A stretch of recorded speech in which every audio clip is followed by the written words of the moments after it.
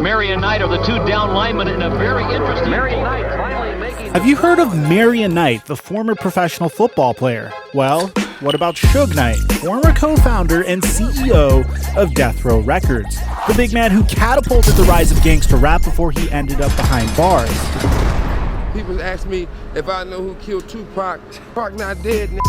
Did you know that he had a pretty successful college career and even made an attempt at the NFL? In the football world, however, for Suge Knight, the only terrorizing this man did was on the defensive line. So what's going on, guys? Your boy Mike here, and welcome to another Dark Stories of the NFL video. I'm just letting you know that the content in this video is very graphical in nature, and when that tends to happen, YouTube tends to demonetize my content. So we can kind of counteract this. If you guys take a moment to sack that like button for the YouTube algorithm, it'll push this content out to a larger audience. I don't really care about making ad revenue on this video. I just care that you guys see the content. In addition to that, we're giving away a PlayStation 5 or an Xbox Series X to a subscriber that turns on our notifications on this channel. If you've done that already, you've already been entered, and we're going to announce the winner of the giveaway in the middle of September. Now that we get all that out of the way, break!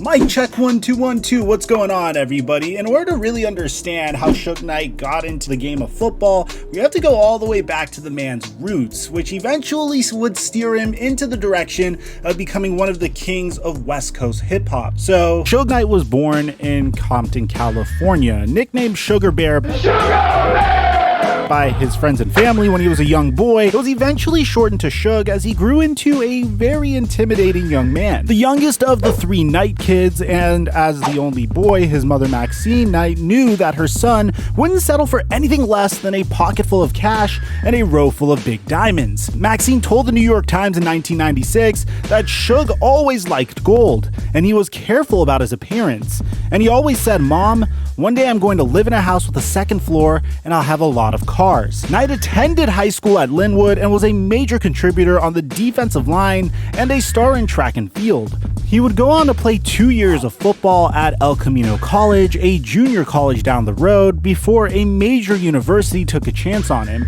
Pasadena native Harvey Hyde wanted Suge Knight to join his University of Las Vegas Runnin' Rebels football. Hyde was a player's coach, the kind of guy who Suge Knight, whose hair was as big as his frame during the mid-1980s, trusted. This was rare, as it came to turn out that Knight wouldn't really trust a lot of people in his life. Sugar Bear, as Hyde still calls him, was brought in to start at both nose tackle and defensive tackle, and he performed well right away, even earning the defensive captain spot and winning UNLV's Rookie of the Year honors. Harvey Hyde had already coached some future Hall of Famers like Randall Cunningham, Ickey Woods, and Terrell Davis, and said that Suge Knight played his butt off and that he was a yes sir, no sir type of guy. The type of player that any college football coach would love to have on his team. Before the 1986 season, Suge Knight's senior campaign, many from the UNLV football team were dismissed as the City of Sin was a little bit too much for a bunch of testosterone-filled football players. Turns out that under Harvey, there had been a plethora of wrongdoings by many members of the team. Burglary, the assault of an off-duty state trooper by a player, a purse-snatching incident on the Las Vegas Strip, the embezzling of video and stereo equipment, multiple assault and domestic violence charges, and way more. And believe it or not, Marion Knight was not caught in any of those acts. As a matter of fact, his record was squeaky clean. But unfortunately, the UNLV head coach that took a chance on Suge Knight, Harvey Hyde, would end up getting fired, and many star players were kicked off the team. It was Suge's final collegiate season of football, and looking towards his future, he now held a part-time job at the Cotton Club, a very popular club but still in the late night scene. And somehow, he managed to stay out of the negative spotlight, at least for the time being. Many people, including a friend and also a UNLV head basketball coach, Jerry Tarkanian, said that Knight could have easily been the scapegoat for the football program that was full of literal rebels, but there was no reason to discipline him, as he walked a straight and narrow path, at least back then. Other coaches and administrators agreed with Suge's conveying a squeaky clean image at UNLV. Coach Nunnally, who spent years as a coach in the NFL, said that back in college, Suge could do no wrong, stating that imagine the total opposite of the guy you know now. That was Suge. By 1987, Suge Knight returned to Los Angeles. Before he could cultivate the genre of a new kind of rap and be surrounded by gunshots and gang activity, Knight wanted to attempt to earn his fame as a professional football player in the National Football League. You see, in 1987, Suge Knight was draft eligible, but was far from the top of the draft board or wasn't even on the draft board at all.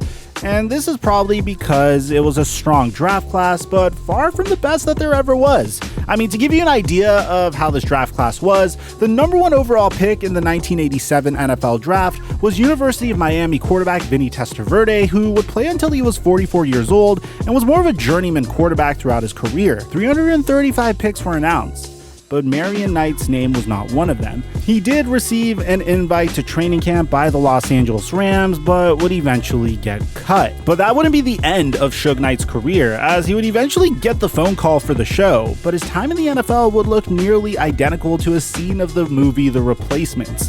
That 1987 NFL season was nicknamed the Year of the Scab, as a 24-day strike disrupted the season but created the modern NFL we know today, with free agency, big contracts, and a better NFLPA. After week 2, NFL players officially began the strike, with it canceling all the games slated for week 3. Then by September 10th, as reported in the Chicago Tribune, the owners voted unanimously to play through a player's strike by fielding anyone willing to wear a uniform. Even before that owner's vote, 19 of the league's 28 teams had already begun signing non-union players, aka replacement players. And guess whose opportunity this was to shine?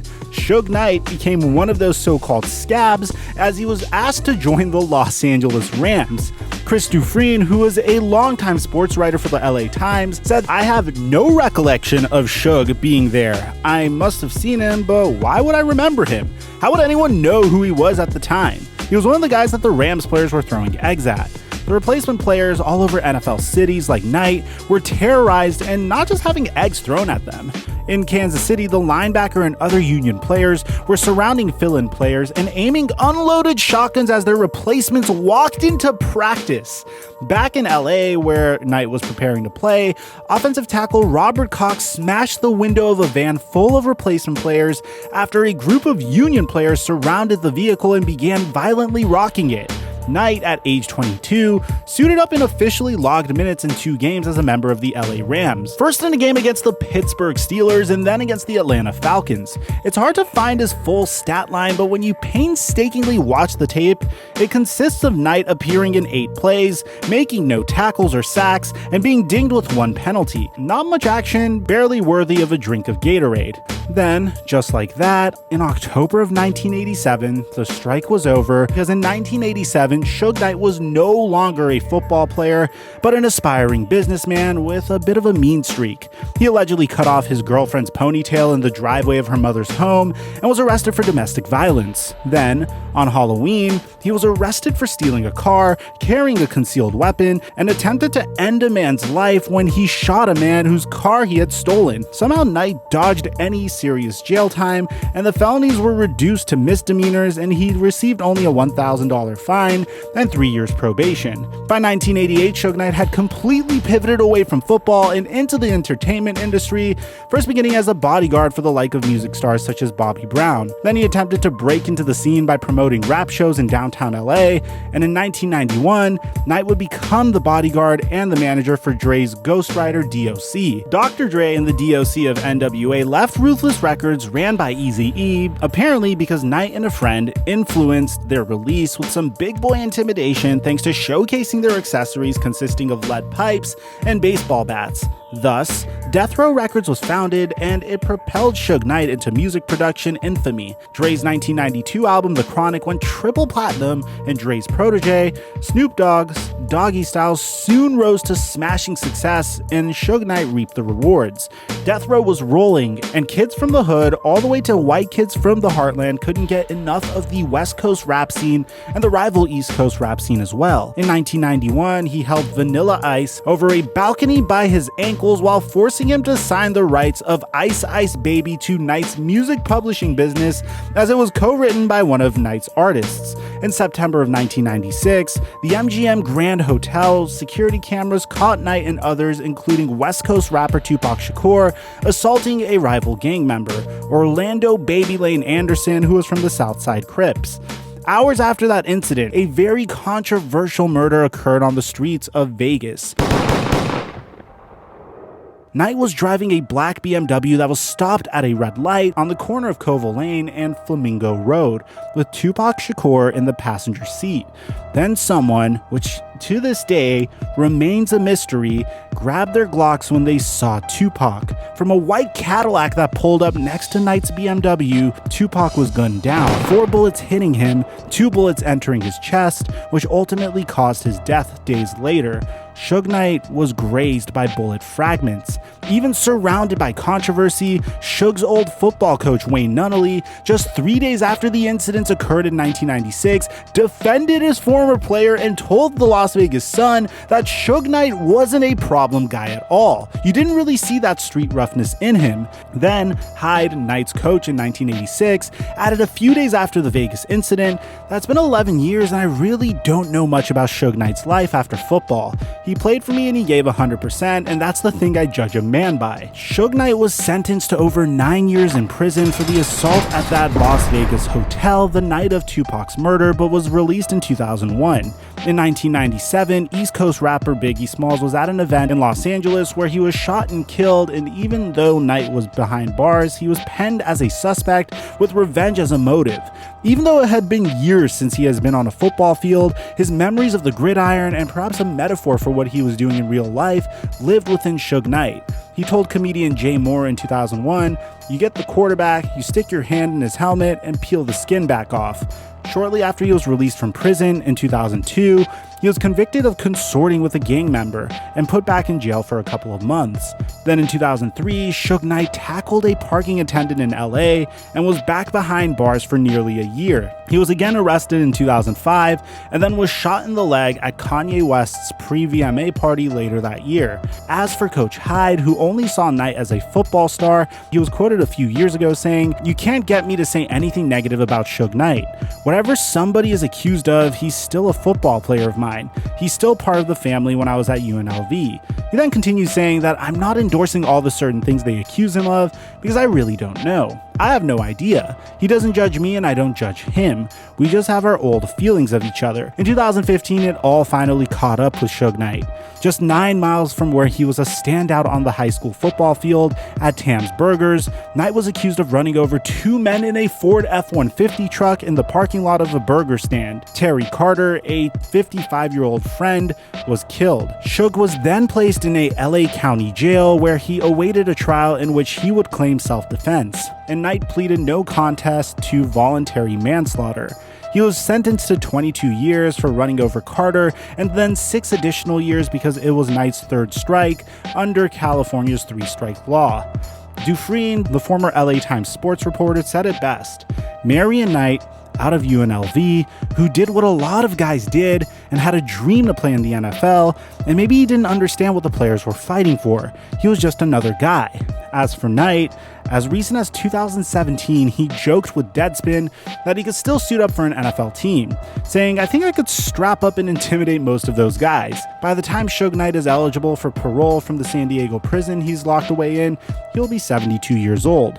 Thus, football for him, especially in the NFL, no matter how good he thinks he was or is, will still just be a dream. As for his thug life, there are still plenty of stories for him to tell, like who really shot Tupac, which, with your request, we'll cover on our 3rd channel, Flight Mike TV. If you guys enjoyed this content, make sure you leave a like, consider subscribing and turning on our notifications. Aside from that, I'm your boy Mike, and I'm dropping our mic until our next upload.